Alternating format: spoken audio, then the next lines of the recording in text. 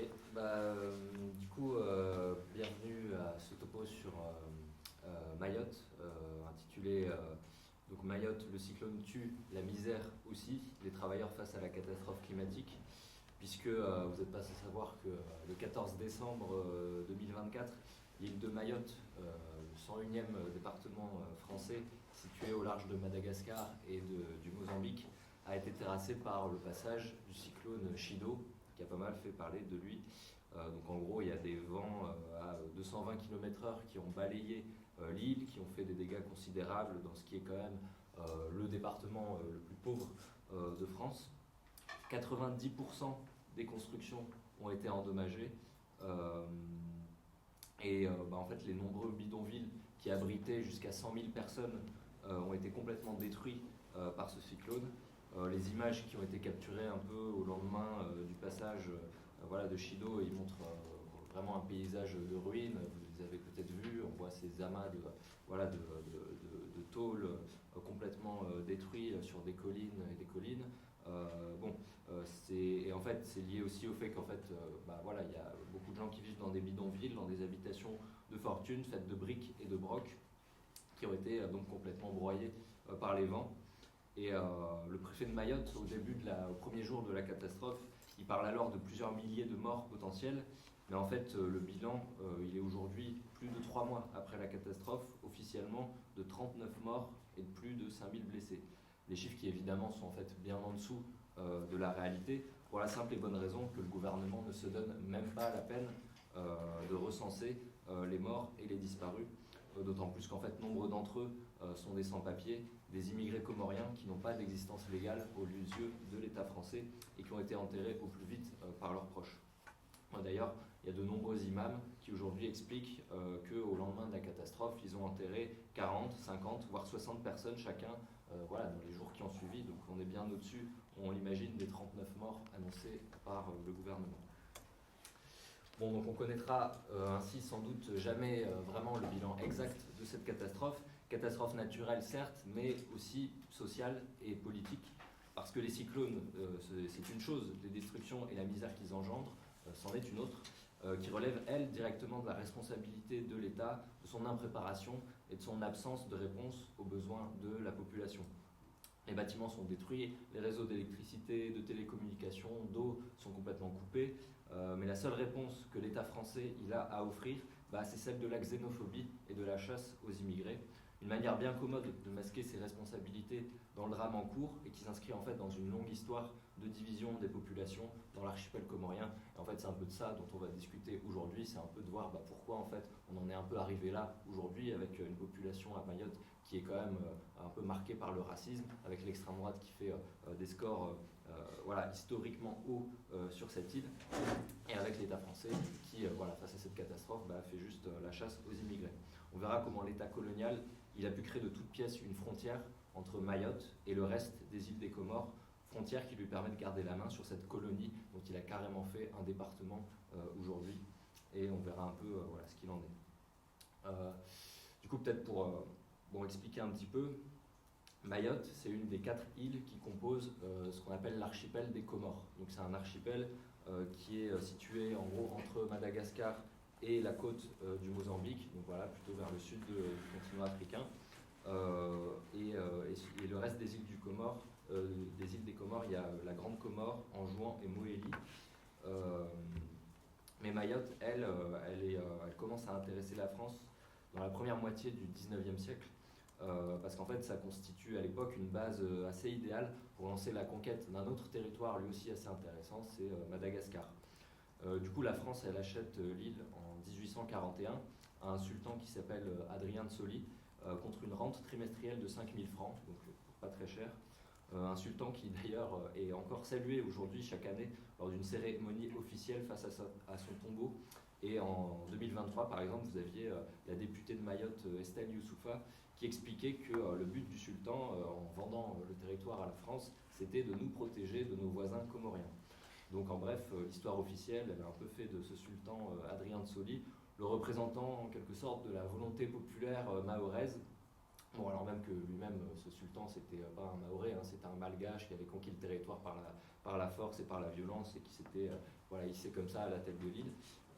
Et il aurait, voilà, pour le bien de son peuple, cherché la protection de l'État français, rien à voir avec une colonisation très brutale, comme il y a pu avoir en Algérie ou ailleurs, donc évidemment.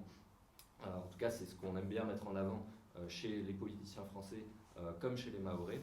Et on ne manque pas de nous rappeler que Mayotte est devenue française avant Nice et avant la Savoie, qui ne le seront que 19 ans plus tard. À cette différence quand même que si Mayotte est française en 1841, les Mahorais, eux, ne deviennent officiellement des citoyens français qu'en 1946. Avant cette date, ce sont des sujets de l'Empire, ils sont soumis au code de l'indigénat, ce sont des colonisés, quoi qu'en disent les partisans de Mayotte française. Bon, du coup, cette île, elle est acquise pour pas cher par l'État français, et au début, il faut dire qu'elle l'intéresse quand même pas beaucoup. Voilà, l'État il distribue bien quelques terres à des planteurs originaires d'Europe ou de la Réunion, mais en fait, il investit très peu sur ce territoire.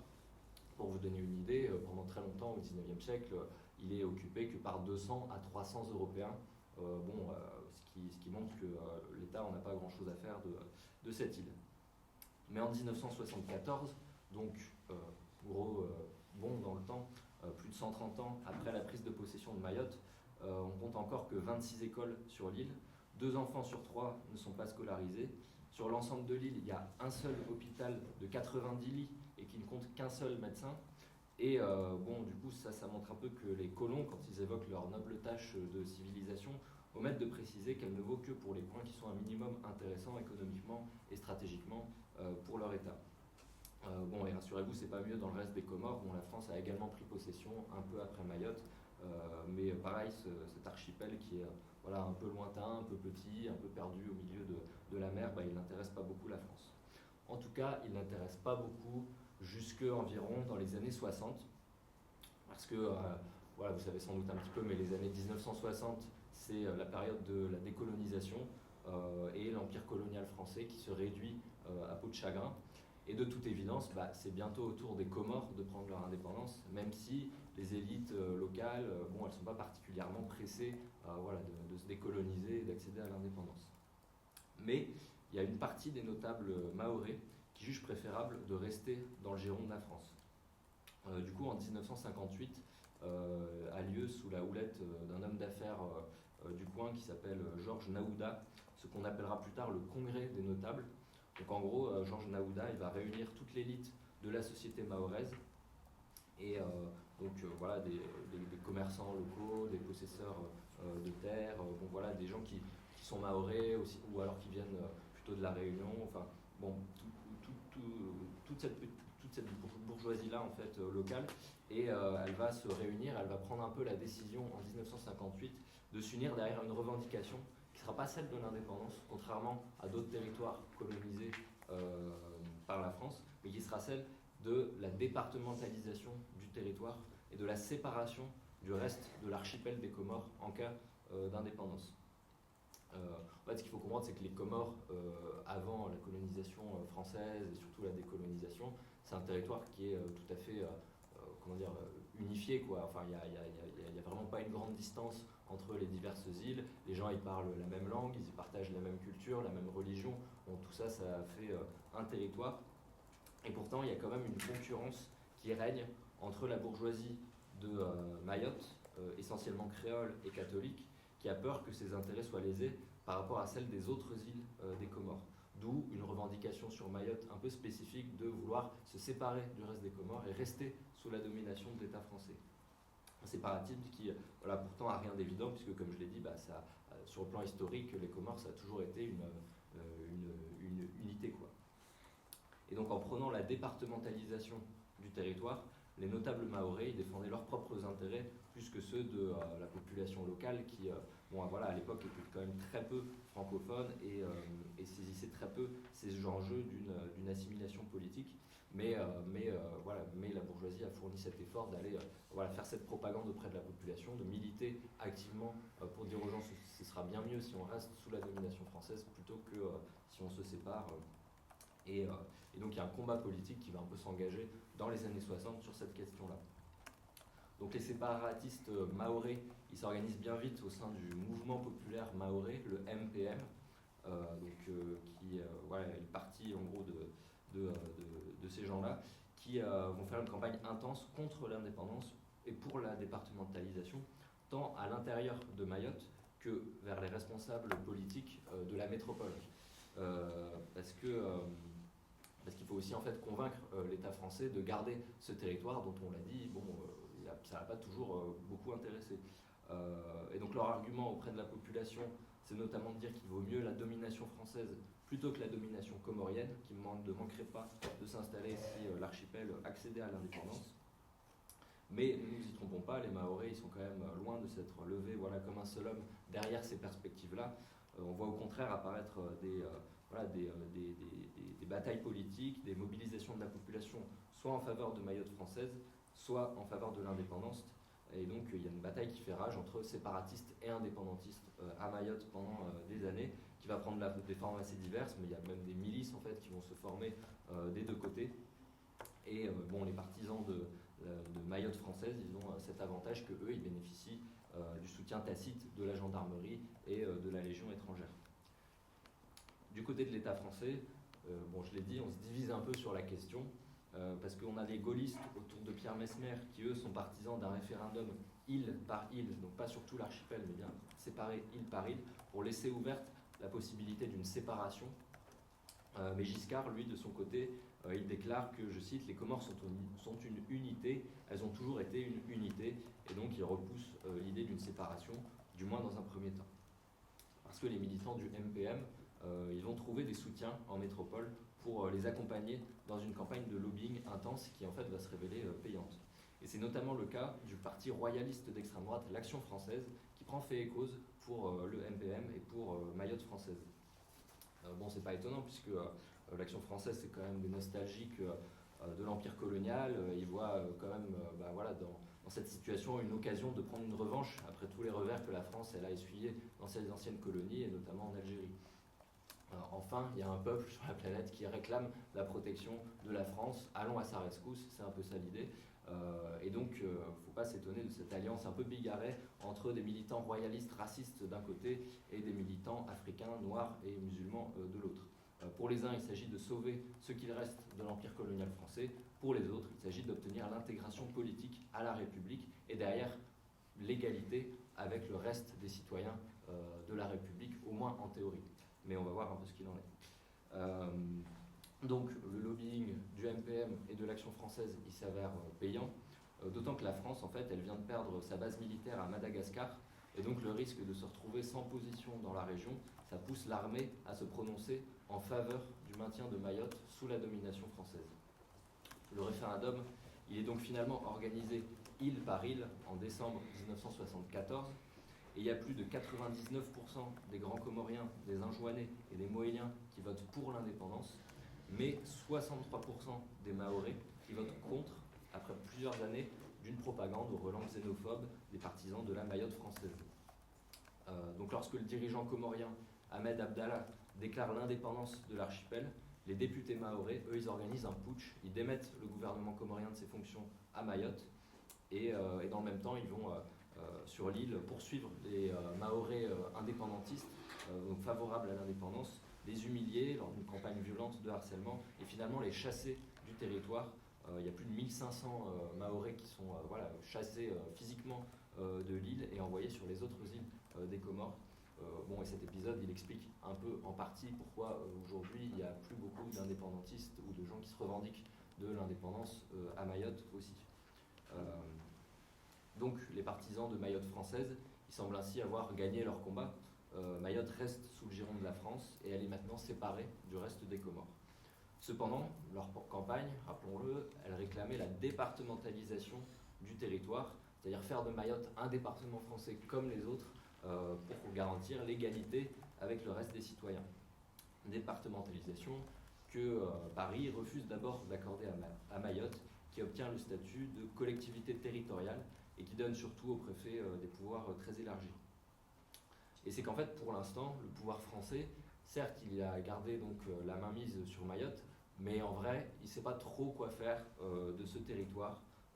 qui est un territoire qui est du coup revendiqué par les Comores, avec le soutien de l'ONU, puisque l'ONU vote très vite des résolutions pour condamner l'occupation française à Mayotte, pour condamner la séparation du territoire, mais évidemment, on se doute bien que le droit international, ça ne préoccupe pas beaucoup l'État français.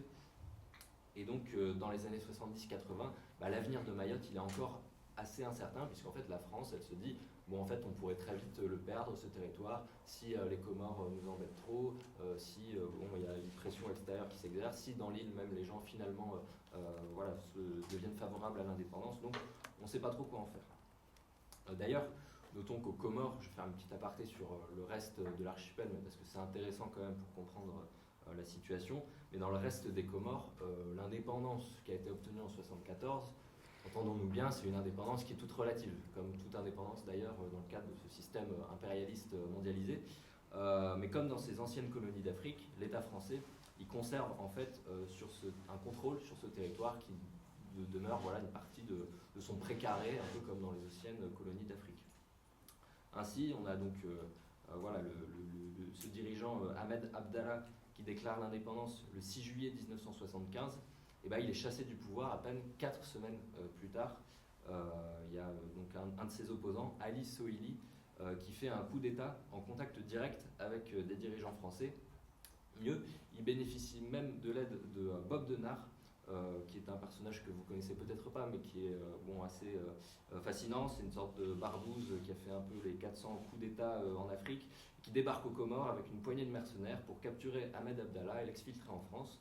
Et 3 ans plus tard, en 1978, ce Bob Denard, il est de nouveau sollicité par la France, cette fois-ci pour démettre Ali Sohili et pour rétablir le Ahmed Abdallah qu'il avait lui-même chassé du pouvoir quelques années plus tôt. Sohili, il est exécuté dans une soi-disant tentative d'évasion, et Bob Denard, qui commence à vieillir et à se lasser un peu de ses coups d'État de mercenaires, il reste sur l'île en tant que conseiller du président Ahmed Abdallah. Et sur place, les habitants, ils le surnomment le vice-roi. Il forme une garde présidentielle, il recrute des copains à lui, des royalistes, des anciens de l'OAS qui s'intègrent sur l'archipel, qui s'accaparent des pans entiers de l'économie. Et en fait, ils imposent un petit peu leur régime sur l'île, mais aussi ils font en fait surtout le relais avec les intérêts de la France, le Bob Denard, il maintient le lien avec l'État français de manière pas officielle et officieuse, mais le lien est toujours maintenu. Je passe sur le rôle qu'il a joué aussi, ce Bob Denard, dans la discrète coopération entre la France et le régime d'apartheid sud-africain, ainsi que sur ses derniers exploits dans les années 1990, qui se solderont par sa condamnation à 5 ans de prison avec sursis en France, pour la forme, on va dire. Mais tout ça pour dire que l'indépendance des Comores, elle demeure toute relative, et si l'archipel fait face à la misère et à la corruption aujourd'hui, et on montre souvent du doigt en fait pour ces raisons-là, en fait la France elle n'y est pas pour rien. Elle a envoyé un mercenaire à lui faire des coups d'État, virer des dirigeants, mettre en place des gens un peu à sa botte, et du coup elle a beau jeu aujourd'hui, la France, de dire aux Mahorais on ne peut pas réclamer l'indépendance, regardez les Comores, regardez ce que ça a donné, ils sont dans une misère noire, ils s'en sortent pas mieux que vous. Où ils sont 10 000 fois plus dans la merde, comme dirait Macron. Donc voilà, alors dans les années 90-2000, le temps des barbouzes et des coups d'État, il arrivait un petit peu sur sa fin, et parce que en fait, cette période-là, la France se rend compte que c'est quand même de plus en plus difficile d'assumer agir par l'intermédiaire de mercenaires à la solde de l'impérialisme français.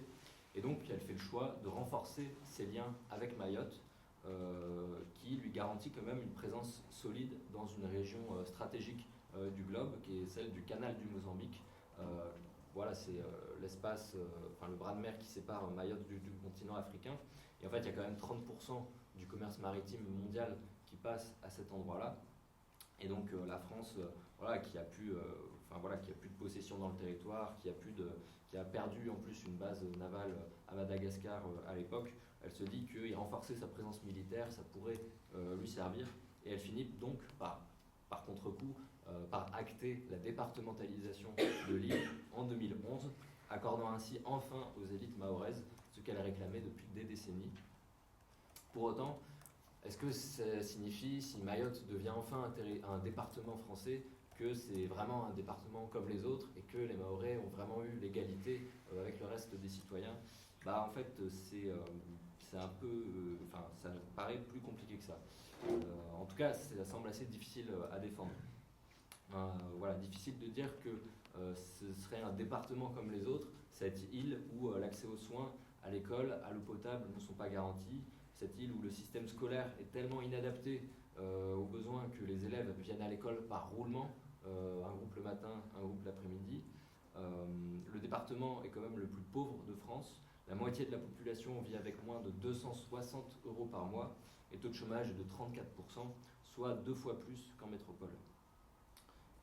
Ensuite, il y a aussi près d'un tiers de la population qui vit dans des bidonvilles, sans accès à l'eau ou à l'électricité.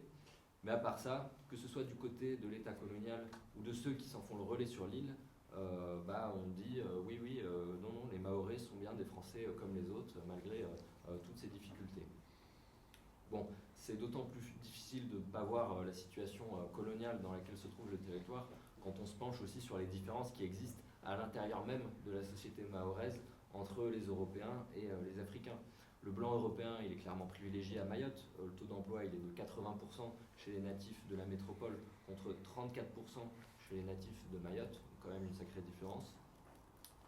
Bien évidemment, il n'y a pas d'Européens dans les bidonvilles. Ceux-ci, ils ont accès à des logements bien plus facilement que les natifs. Ils vivent dans ce que les Mahorais appellent des Mzunguland, donc des villes de colons, des cités de construction récente avec des appartements, des maisons modernes qui sont fermées du reste de la ville par un portail avec un gardien, ce qui protège évidemment de la criminalité grandissante sur l'île. Et ce, à quelques pas des bidonvilles. Comme quoi, il est possible de construire des logements autres que des maisons en tôle à Mayotte, dès lors qu'il s'agit d'accueillir des fonctionnaires de la métropole. Pour loger les Mahorais, évidemment, c'est une autre histoire. Les fonctionnaires européens, ils bénéficient aussi d'un certain nombre de privilèges par rapport à leurs collègues mahorais. Ils ont l'indexation de leur salaire qui est censée s'adapter à la vie chère sur l'île et dont le taux est fixé à 40% de leur traitement de base. À ça s'ajoute une prime d'éloignement qui correspond par exemple pour un enseignant à l'équivalent de 5 mois de salaire par an. Des dispositifs qui en fait sont hérités de la période coloniale et qui servent à rendre le territoire attractif, mais qui instaurent de fait une hiérarchie dans le secteur public entre le travailleur mahorais et le travailleur hexagonal. Et si on ajoute à cela le fait que la seule langue officielle c'est le français et qu'il y a 36% des Mahorais qui ne maîtrisent pas le français, qui ne sont pas francophones, bon, on voit ce qu'il en est de ce département français. Alors malgré cette situation coloniale qu'on vient de décrire, il n'y a pas ou peu d'organisations indépendantistes sur l'île depuis qu'elles ont été chassées en 1975. Si la population elle est consciente de ces inégalités et qu'elle n'hésite pas à les dénoncer, ça ne s'accompagne pas pourtant d'une remise en cause de la présence française sur l'île.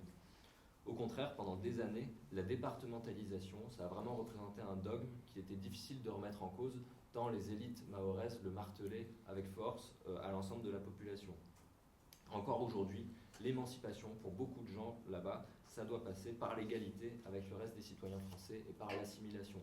Une égalité qui est pourtant illusoire et incompatible avec cette situation coloniale dans laquelle se trouve le territoire. Bon, et du coup, faute de perspective politique, la colère et la frustration que génère cette situation, elle se tourne non pas contre la puissance coloniale, mais contre un ennemi fabriqué de toutes pièces, tant par l'État français que par les élites mahoraises, à savoir le comorien. Parce que vous l'avez sans doute un petit peu entendu si vous allumez un peu votre télé, un peu votre radio ou que sais-je, quand on parle de Mayotte à la télé, on en parle pour parler d'immigration, pour parler de délinquance, souvent en mélangeant allègrement les deux, comme si tout cela était évidemment lié. Et ça vaut le coup de revenir un peu dessus pour essayer de comprendre un peu cette situation. Parce qu'on l'a dit, les Comores, en plus, elles ont toujours constitué une unité à travers leur histoire. Les Comoriens, ils forment un seul et même peuple, qui partagent la même langue, la même culture, la même religion, malgré des particularités qui existent entre les différentes îles. Et donc il a fallu, en fait, à partir de 1975, créer de toutes pièces une frontière qui n'existait pas entre Mayotte et les autres îles des Comores. Le résultat, on est aujourd'hui la multiplication des violences et des discours de haine à l'égard des Comoriens et une progression fulgurante de l'extrême droite sur l'île. En 2022, Marine Le Pen, elle est arrivée en tête des suffrages à la présidentielle à Mayotte. Et aux dernières législatives, Mayotte a même élu une députée RN, Anchia Bamana, et qui obtenait pour la première fois, le RN, il obtenait là pour la première fois des députés dans les circonscriptions d'outre-mer.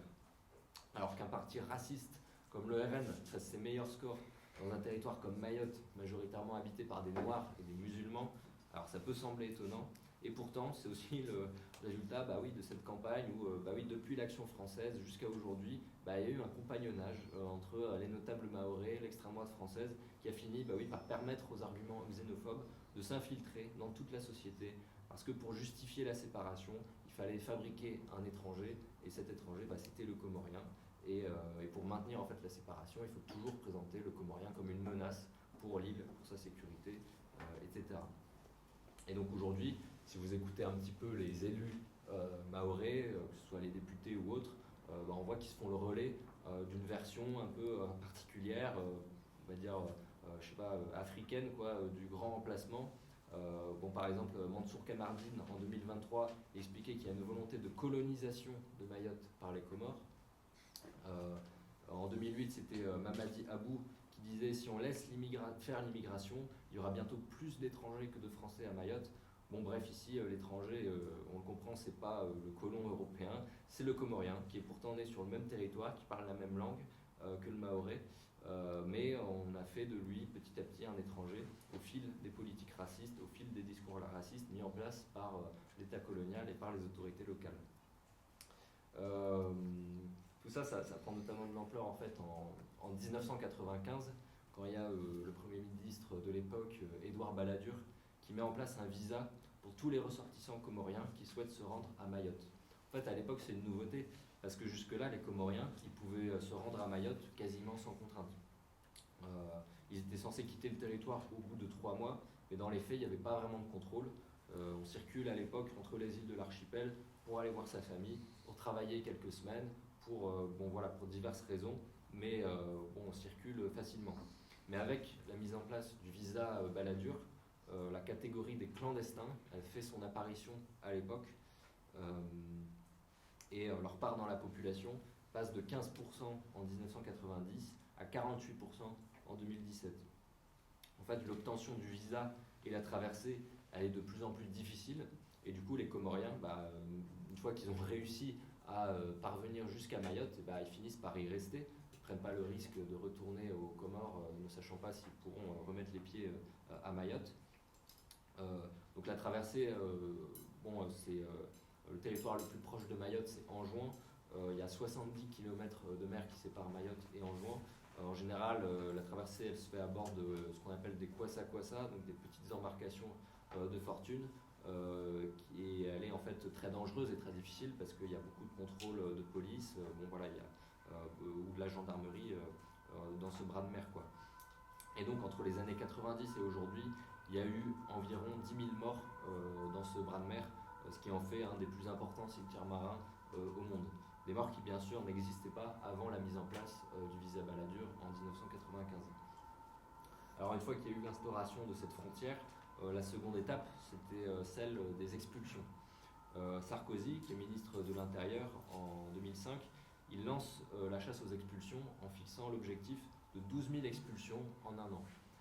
Alors, il y a seulement 6 000 expulsions qui sont effectivement réalisées, mais en 2007, l'objectif est carrément dépassé avec 13 000 reconduites à la frontière. Et aujourd'hui, on a vraiment explosé le record. Il y a 27 000 expulsions en 2019, ce qui représente par ailleurs 60% de la population à Mayotte, 27 000 personnes sur 300 000 habitants. On a une idée, c'est comme si dans l'Hexagone, on expulsait 6 millions de personnes par an. Et pour atteindre de tels chiffres, l'État français il passe outre la plupart des lois qui sont censées s'appliquer. Les Comoriens ils sont souvent expulsés en fait dans la journée qui suit leur arrestation. Ils n'ont pas de la possibilité de faire un recours comme ils sont censés en avoir le droit. Les Comoriens qui sont présents sur le territoire depuis de nombreuses années, qui pourraient prétendre à un titre de séjour, en fait eux aussi ils sont expulsés sans délai, en quelques heures, parce qu'il faut à tout prix atteindre les chiffres qui sont fixés par le ministère de l'Intérieur. Et cette politique d'expulsion massive, on imagine en fait, a des conséquences dramatiques sur le territoire. Récemment, il y avait un documentaire sur France 5 où on voyait une mère de famille qui élève seule ses 4 enfants, tous nés à Mayotte, qui raconte avoir été expulsée sans ménagement par la police. Donc elle a dû refaire la traversée en Kwassa, et elle vit maintenant dans la peur d'être de nouveau séparée de ses 4 enfants, d'être envoyée à Anjouan ou sur les autres îles des Comores. Et plus globalement, en fait, il y a vraiment des milliers de familles, des milliers de parents qui se retrouvent ainsi arrachés à leurs enfants du jour au lendemain. Leurs enfants qui, eux, sont nés sur l'île, bien souvent. En 2008, on recense ainsi 173 enfants abandonnés après que leurs parents aient été expulsés. Et en fait, ce chiffre, il va vraiment exploser, puisqu'en 2012, donc 4 ans plus tard, on compte 3000 enfants. Et aujourd'hui, ça doit évidemment être beaucoup plus. Et donc ces enfants, on l'imagine, sans parents, livrés à eux-mêmes, qui sont rarement pris en charge par l'État, ils finissent bien souvent par former des bandes qui vivent au jour le jour et qui sombrent assez vite dans la délinquance. Donc les problèmes d'insécurité qui sont régulièrement mis en avant en ce qui concerne Mayotte, en fait, elles sont une réalité. La criminalité, les règlements de compte, les prises d'otages, les cambriolages, tout ça c'est monnaie courante sur l'île. On a enregistré par exemple 813 délits en 1898. En 2007, c'est 2200 et en 2022, c'est 12 000. Mais ça, en fait, cette situation, c'est le produit direct de la politique de l'État français qui a séparé des familles par milliers, qui a créé les conditions pour qu'il y ait des milliers de jeunes qui sombrent dans la délinquance. Et même ceux qui sont nés à Mayotte, qui ont toujours vécu toute leur vie ici, ils sont dans l'impossibilité, bien souvent, d'obtenir la nationalité à leur majorité. Toutes les portes leur sont fermées et ils savent qu'ils peuvent être déportés du jour au lendemain. Et cette injustice, cette exclusion, elle est vivement ressentie, elle pousse à la violence et elle n'offre pas de perspective, quoi. Et la seule politique de l'État français face à ça, c'est de poursuivre les expulsions en masse et d'envoyer toujours plus de forces de police et de gendarmerie sur l'île. L'État distille l'idée que la criminalité, dont on a vu qu'elle est une réalité à Mayotte, elle est du seul fait des étrangers et qu'il faudrait donc renforcer les mesures anti-immigration. D'où la remise en cause du droit du sol par Darmanin, d'où aussi les opérations de décasage qui en fait sont des opérations de démolition de bidonvilles à coups de pelleteuse, démolition qui touche d'ailleurs en fait aussi bien les Comoriens que les Mahorais. Chaque année, c'est des centaines d'habitations de fortune qui sont détruites sans aucun plan de relogement pour les habitants. Par exemple, l'opération Ouangouchou, vous en avez sans doute entendu parler, c'était majoritairement ça, quoi. C'était des tractopelles qui arrivaient sur les collines, qui détruisaient les bidonvilles, sans aucune proposition faite aux gens qui habitaient là et qui en fait vont juste reconstruire des maisons en tôle un peu plus loin. Et dans ces conditions, on imagine bien que oui, la catastrophe qu'a représenté le cyclone Chido, elle était largement prévisible. À peine 2 semaines, pour donner une idée, à peine 2 semaines avant le passage de Chido, la préfecture, elle faisait raser le quartier de Mavazzani, forçant près de 4000 personnes à reconstruire leurs cases en urgence un peu plus loin. Et la seule politique de l'État français face aux bidonvilles, c'est les destructions. Et depuis 2 ans, par exemple, il y a un programme de construction qui est à l'arrêt parce que l'État exige du constructeur une assurance dommage-ouvrage qu'évidemment aucune compagnie d'assurance ne veut fournir à Mayotte. Prétexte commode pour ne rien faire, pour retarder toujours plus les investissements sur l'île, et ce qui donne la situation qu'on connaît aujourd'hui. Quand le cyclone a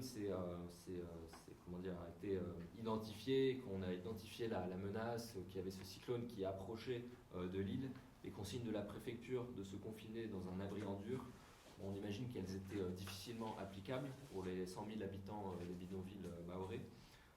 Les 10 000 places d'urgence proposées, elles étaient insuffisantes. Et d'ailleurs, la plupart des Comoriens en fait, ont refusé de s'y rendre, de peur qu'il ne s'agisse d'un piège pour les rafler et les envoyer aux Comores. Et il n'y a eu en amont aucune préparation des secours à acheminer dès la fin du cyclone, que ce soit en termes de matériel, de vivres ou d'équipes techniques, alors que les ravages étaient largement prévisibles. Les premières distributions d'eau et de nourriture, elles ont commencé plus de 4 jours après le passage de Chido, et la majorité des habitants ne les ont tout simplement pas reçus. En fait, c'est la solidarité immédiate de la population qui a permis de pallier au plus urgent avec des distributions de nourriture et d'eau dans les bidonvilles. Incapable de faire face à l'urgence, l'État s'est donc empressé de désigner un bouc émissaire, on imagine, et du coup, il a ciblé les immigrés qui étaient pourtant les principales victimes de Chido. Retailleau, il aura tenu 3 jours après le passage de Chido, 3 jours avant de parler des immigrés, en écrivant sur X: on ne pourra pas reconstruire Mayotte sans traiter avec la plus grande détermination la question migratoire. Le Pen, elle en a rajouté une couche en se rendant sur l'île où elle se sent un peu en terrain conquis. Manuel Valls, ministre de l'Outre-mer, a quant à lui fait passer une loi pour restreindre encore plus le droit du sol à Mayotte. Donc maintenant, en fait, un enfant né à Mayotte pourra accéder à la nationalité française à sa majorité uniquement si ses 2 parents sont présents légalement depuis 3 années avant sa naissance sur le territoire. Donc autant dire que c'est quasiment une suppression pure et simple du droit du sol, puisque l'immigration légale à Mayotte, elle est impossible depuis de nombreuses années. Le Pen a évidemment sauté sur l'occasion pour affirmer son objectif de supprimer le droit du sol non seulement à Mayotte, mais en fait sur l'ensemble du territoire national. Quant au plan Mayotte debout présenté par Bayrou, il prévoit diverses attaques contre les plus pauvres et contre les immigrés. Il prévoit notamment l'interdiction des bidonvilles, une mesure qui est juste tout simplement inapplicable et qui conduira en fait à une chasse à l'homme encore plus féroce. Et dès le 3 janvier, le préfet il prenait un arrêté pour réserver la vente de tôles aux entreprises et aux particuliers pouvant fournir un justificatif de domicile. Donc faisant ainsi du fait de ramasser juste des tôles pour se construire un abri, un acte hautement illégal et hautement susceptible de répréhension. Donc cette politique raciste, elle est commode parce qu'elle permet à l'État français de cacher ses responsabilités et de tourner la colère de la population vers les immigrés comoriens. Depuis plusieurs années déjà, il y a des collectifs de Mahorais qui se forment pour aller empêcher l'accès des Comoriens aux préfectures et donc pour les empêcher de faire leurs démarches. Quelques jours même seulement après le passage du cyclone, il y a des habitants qui réclamaient qu'on chasse les Comoriens des centres d'hébergement d'urgence pour les réserver aux Français. L'État il fait vraiment monter la tension entre ceux qui s'estiment Mahorais et ceux qu'on considère comme des étrangers, mais au final ce sont tous les habitants de l'île qui font les frais de cette politique coloniale. Alors du coup, peut-être pour finir, faut se poser la question de quel avenir pour ce territoire, pour ce 101e département français qui a été violemment arraché à l'archipel des Comores, mais dont l'égalité, tant revendiquée par la population, semble pourtant inatteignable. La départementalisation, obtenue en 2011, elle ne s'est pas révélée être le paradis promis par la bourgeoisie mahoraise, et cet échec, il a poussé la population à réagir par des grèves et des mobilisations. Il y a eu les manifestations contre la vie chère en 2011, la grève générale de 2016 en faveur de l'égalité réelle, des mobilisations en 2023 aussi contre les pénuries d'eau. Mais cette colère, malheureusement, elle a aussi pris pour cible le bouc émissaire tout désigné par l'État, à savoir les Comoriens. Et les mouvements xénophobes semblent prendre le dessus, en tout cas à l'heure actuelle, sur les mobilisations sociales. Cette situation, c'est le produit de la politique de la France, mais aussi du choix fait par la bourgeoisie mahoraise de refuser l'indépendance. Ce faisant, ils ont fabriqué une frontière de toutes pièces entre Mayotte et les Comores. Ils ont divisé une population qui jusque-là était unie. Et ils ont fait gober aux Mahorais qu'il valait mieux être français plutôt que comorien. Je l'ai déjà dit, mais Macron, il y a quelques semaines, il disait aux Mahorais: vous êtes contents d'être en France, si ce n'était pas la France, vous seriez 10 000 fois plus dans la merde. Mais force est de constater que cette politique d'assimilation, en fait, c'est une impasse. Pour en finir avec la domination coloniale et avec la misère, les Mahorais devront cibler le bon ennemi, à savoir le colonisateur français. Et pour changer leur sort, ils pourront compter que sur eux-mêmes, sur leur lutte, et pas sur les belles promesses d'égalité de la République bourgeoise. Ils devront rompre avec cette élite politique qui, pendant des années, a alimenté la haine du Comorien, tout en saignant l'ensemble des habitants de l'île. Rompre avec les idées xénophobes et les illusions d'intégration que les classes dirigeantes elles ont distillées pendant des décennies. Et évidemment, rompre avec tout ça, c'est pas une tâche évidente, mais nous, on est convaincus que c'est la seule voie possible pour un avenir pour les Mahorais et pour les Comoriens. Ce serait de se défaire de toutes ces illusions, de s'organiser pour la classe ouvrière mahoraise de manière indépendante aussi de ces élites-là. Et nous, on pense que c'est à cette tâche-là que devrait s'atteler un parti communiste révolutionnaire.